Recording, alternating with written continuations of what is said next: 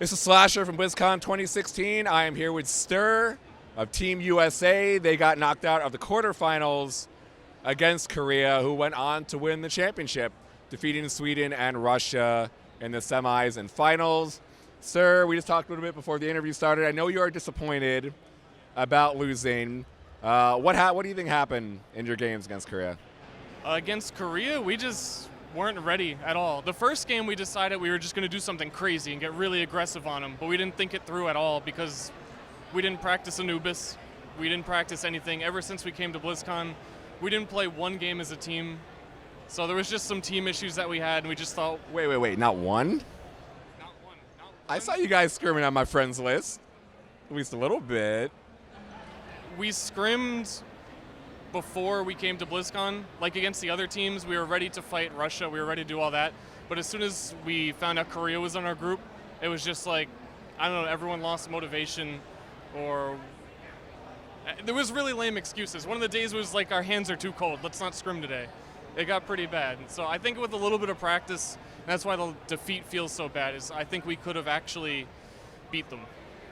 I mean, it was close on Eichenwald. I mean, you guys gave him some good games. Yeah, like I was just saying to you before this interview, it was the first time our team ever was on Eichenwald. So we didn't know what we were doing until the gates opened. That was our strategy. Gates open, okay, I guess we're doing this.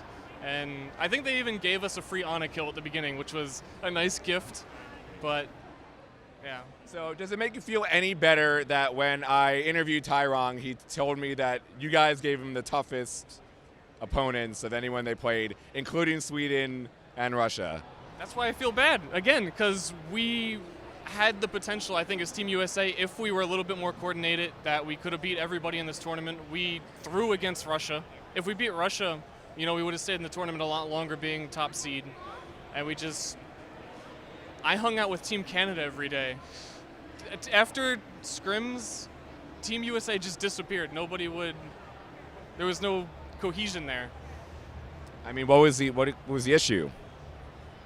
I don't really know. I don't know. I just still feel bad that it's a really simple thing we could have fixed. And I think we didn't identify that it was a problem soon enough. Because as Korea match got a little bit closer, there was a couple people, like Gods was really insistent that we should actually figure out a strategy, but half the time we just didn't feel like playing anymore or something. So losing to the eventual champions is not making you feel any better here? No. I wanted to win, and I think we could have put on a better show, because we're in America in that amazing stage back there with countless people all cheering USA, and we didn't win a map. So it just felt like a bummer, like we let everyone down. They didn't have a reason to cheer for us. Do you feel like the map choices and map picks were part of maybe some of the issues that you guys had? Yeah, I mean, Korea practiced Eichenwald and Anubis for a week straight.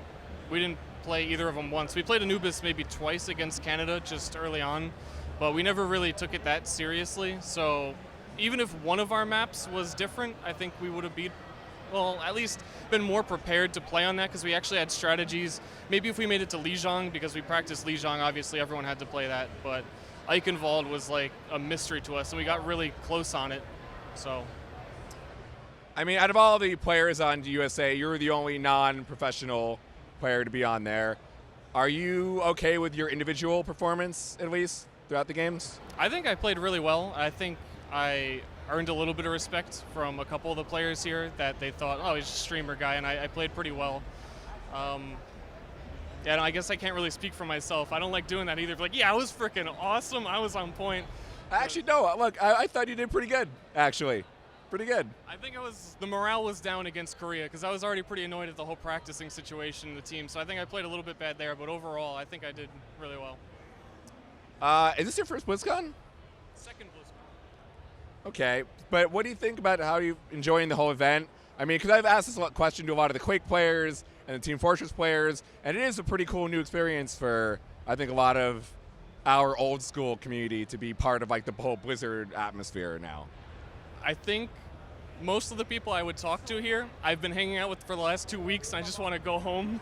So like now that the tournament's over, it's like I need to get out of here. It's been too much. Okay, that's fair. That's fair. I can appreciate that. There were two big announcements this weekend. First being Sombra. Did you get a chance to play her? I I went over to play. I just kind of watched over Siegel's shoulder because he was playing, and it was 6v6 Sombra. I didn't really have that much enthusiasm to play 6v6 Sombra because the big question is, like, how good is she against Reinhardt? Like, that's a big one. No one at BlizzCon wants to play Reinhardt. No one wants to play Reinhardt, I think, in general, not just at BlizzCon. Yeah. But you could get a good feel for her abilities. The SMG is pretty powerful with 60 bullets. I think Needs to be 120 bullets, one clip. I think she's probably going to be nerfed before she makes it to the live servers, but it's hard to say because we haven't really seen her in a real scenario. And even these computers are 60 hertz with a lot of input lag and that kind of thing. So Shore4 was playing a lot of her, who's really confident that he's going to be like an incredible Sombra because his tracking is great. And he just doesn't know until he gets to his own computer because it's 60 hertz and all that. Invisibility is a contentious topic, I think, for a lot of FPS players that are used to those type of games. Even though as a TF2 guy, you're used to the Spy and what he could do. What do you think about that coming to Overwatch now? I think people are actually going to use the invisibility more for the speed boost than being invisible. If you get hit once by one Winston zap, one Tracer bullet, you immediately ends the cooldown. So I think it's more of a positioning kind of thing than it is invisibility. So I'm not really that worried about it, but I guess we'll see because you always have to be cautious with that kind of thing. Now, a little bit of a side thing. We talked about kind of like the hardware in the area. We talked about Sombra. You played on 160 tick here on LAN. How did that feel? Amazing. I don't know that we were supposed to talk about it, but it was amazing. I mean, everything that I've heard, Zarya is incredible to play in 160 tick. I assume you wish this would come to the live server immediately, as soon as possible. As soon as possible, sure. Obviously, you'd want things to be better. I mean, you could see Roadhog hooks coming at you and dodge them and everything.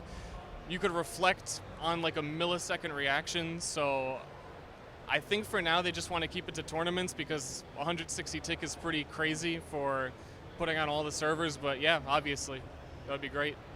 Now, the other big announcement was the league coming next year. Now, you're not a pro player, but what is your initial impressions of everything Blizzard is doing? It's really hard to say right now because they haven't given any specifics information about anything. Because a lot of the pros and everybody has kind of known that the league was this thing that was coming for a long time now, and we've all known there would be pay caps, and they haven't really said anything that people didn't know yet. So I'm curious how the region locking is going to work. I think that's what everyone's wondering about, and how the combines are going to work. It's definitely interesting for me because I know there's a lot of players that can't break into the pro scene, and they're trying to use the rank system to get people into these combines and be found by teams. So that's really cool. Because what we need is that dynamic queue to get people into the combines, right? Yeah. Well, you're going to have the 1v1s now. That's pretty cool. How do you think about the one-on-one, 3-on-3 arena stuff? Should be coming out pretty soon. I don't know. No one's been able to play it. It's not here. But from what I've heard, it might even randomize your heroes or something. I don't know. By the time this interview gets out, I might sound like an idiot because it's already out and I'm completely wrong. But just getting the chance to 1v1 people and get better and practice heroes has been something everyone's wanted since the beginning of the game. Do you have any, now that you've done like a few events of what you played here at Overwatch Cup, you've been able to do some casting. Do you have any aspirations of either getting into more of the pro scene on either sense? Probably still not going to play pro. I was a little bit tempted this weekend. It was a lot of fun, but the longer the week went and all the team drama that's happened, the amount of people that have been cut from teams and pushed around and the league's coming, it's like I'm kind of grateful that I'm not. This event was really awesome because it lets someone like me participate, but I think in the future I might try and cast some more events and focus more on that than playing professionally. So I've asked a lot of the pros here at the end of our interviews, what do you think about the state of the game as it is currently? We got a new big PTR patch, just buffing a lot of the DPS heroes, decreasing ultimates across, for everybody. You have new maps coming, new modes coming. Are you happy with Overwatch right now, or do you think there's still a decent amount of tweaks to be made? The biggest thing is that Sombra is going to change everything. So for me, the most exciting thing is always learning new things and just getting a different experience. That's pretty much what Sombra is going to be. I don't know if you've heard this, but actually the PTR changes that they made were because they added something secret into the PTR. And they just wanted people to play the PTR, so they threw together untested changes. It's some weird texture filtering. I don't even know what it is, but that's why they made the changes. I don't know if a lot of them are going to stick. Interesting. Do you know what the intentions were with the texture filtering? I think it was just something to make the game run better on more people's computers, and they didn't want to. I don't know. I haven't heard the full story, but I've just heard that that's what it is. So I was asking on the pros this weekend what they thought about the state of the game this weekend, everything from the maps, the heroes, and the balance. Are you happy with the current way Overwatch is, or do you still think there's still major changes need to be made? I'm happy with the way it's going because they always listen to the feedback. Sombra's going to change everything, so we're going to get rid of this on a triple tank meta probably because Sombra counters Reinhardt, Zarya, even Winston bubble, so that is going to get shaken up really well. And my favorite thing in games is just learning something new. So I'm happy. Is there any major thing that you would still like to see be added or changed to the game right now? I don't know. They've really covered a lot of their bases recently. Scoreboard. Scoreboard? Scoreboard. Scoreboard? Well, they've started adding stats too, so they're starting to take the UI a lot more seriously. It's starting to pick up. They were working on the UI during this event, so they were taking feedback while it was live from the casters. So I think it's just a matter of time before we get all the basic stuff we've asked for. Yeah, I would say so too. Probably the furthest along that they've come for the game. It has come a long way since the closed beta days at the very beginning. Well, Ster, thank you. The interview, is anything you'd like to say? All the fans that cheered you on as Team USA this weekend, you may be disappointed, but for everyone that I've talked to, they had a good time watching Team America at least get to BlizzCon itself. I'm sorry we let you down. We should have beat Russia. 99% to 0 twice. That's all. That did hurt. As an American, that really did hurt me inside. This is Slasher at BlizzCon 2016. America fails once again.